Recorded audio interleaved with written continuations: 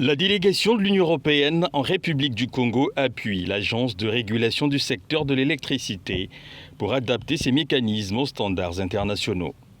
Le vendredi 17 janvier 2025 à Brazzaville, Gingangia, directeur général de l'agence, a salué l'appui de l'Union européenne dans l'amélioration des mécanismes de mise en œuvre des concessions de production hydroélectrique. C'était lors de l'atelier sur la mission d'assistance technique et d'appui institutionnel à l'agence. Cet appui est bienvenu parce que, évidemment, nous-mêmes, nous avons des faiblesses au niveau de la documentation, au niveau de ces outils de contrôle.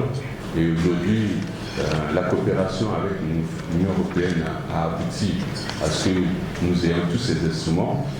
Mais l'atelier qui est organisé ici, avec l'appui, je le répète encore, de l'Union européenne, surtout le plan appui institutionnel et financier, et bien évidemment, cet outil doit être appréhendé, et examiné et validé par les acteurs congolais, pour que ça ne soit pas un outil comme imposé ou que nous aurons du mal à appliquer.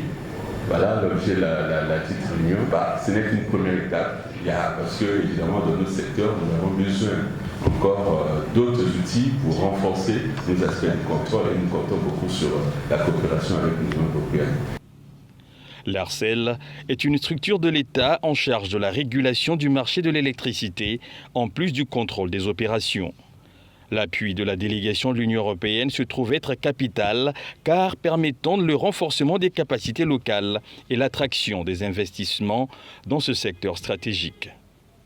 Une vision confirmée par Augustin Bondo Ntiani, premier conseiller et chef de la coopération à la délégation de l'Union européenne au Congo. Nous essayons d'investir et d'accompagner le pays dans l'investissement dans des secteurs qui sont structurants.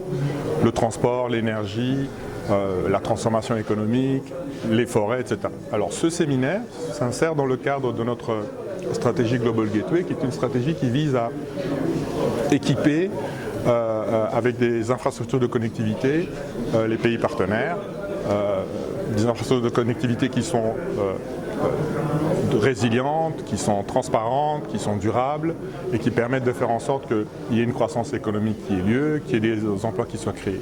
Et dans le cadre de cette stratégie Global Gateway, nous faisons cette approche qui permet de ramener des investissements dans le pays, des investissements à travers des mécanismes financiers innovants. D'ores et déjà, des engagements à poursuivre à long terme, ce soutien ont été pris par l'Union européenne afin de renforcer durablement la régulation du secteur et de promouvoir une gestion plus efficace des ressources énergétiques au Congo.